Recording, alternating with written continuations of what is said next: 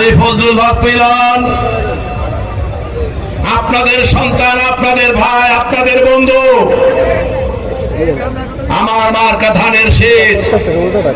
সমালোচনায় যাব না, গীবতে যাব না, হিংসায় যাব না, কোন প্রতিশোধে যাব না। কালীগঞ্জকে শান্তিপূর্ণ সহাবস্থানের মতো একটি স্বর্গীয় অনুষ্ঠানে পরিণত করার জন্য আমরা ধানের শীষকে সামনে নিয়ে, শহীদ জিয়ার আদর্শকে সামনে নিয়ে, খালেদা জিয়ার উন্নয়নকে সামনে নিয়ে, তারেক রহমানের গতিশীল নেতৃত্ব সামনে নিয়ে পথ চলতে চাই।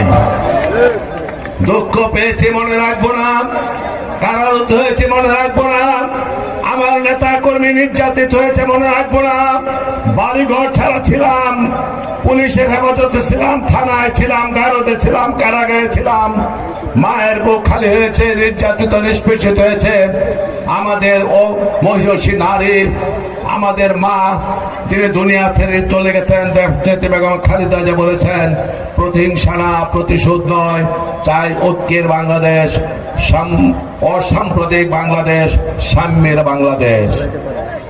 সেই বাংলাদেশকে প্রতিষ্ঠা করার জন্য আমরা ধানের শীষ নিয়ে আপনাদের সম্মুখে হাজির হয়েছি। কালীগঞ্জে অসংখ্য আমাদের মুসলমানের সাথে হিন্দু এবং খ্রিস্টান ভাইরা বসবাস করেন।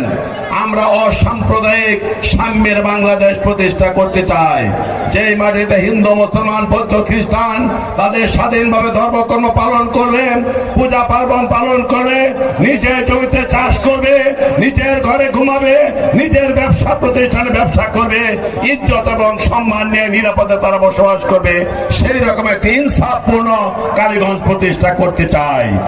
আর একটি কথা বলে দিতে চাই, অনেক রাজনৈতিক নেতৃবৃন্দ আছেন, কর্মী আছেন কালীগঞ্জে, তাদের অসংখ্য নেতা কর্মী হয়তো হাজার হাজার টাকা মেরে, হাজার হাজার টাকা তসরুপ করে এই বাংলাদেশ থেকে চলে গেছেন, কিন্তু নেতা কর্মীদের সবাই অপরাধী না।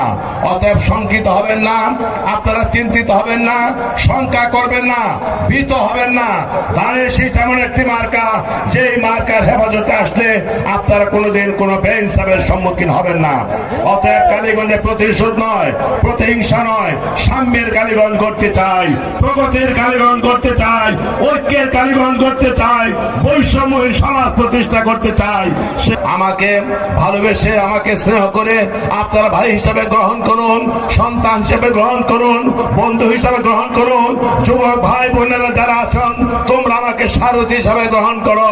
তোমাদের জীবনের সুখ এবং সমৃদ্ধির জন্য আমি আমার জীবনের যে কোনো ত্যাগ স্বীকার করার জন্য প্রস্তুত রয়েছি।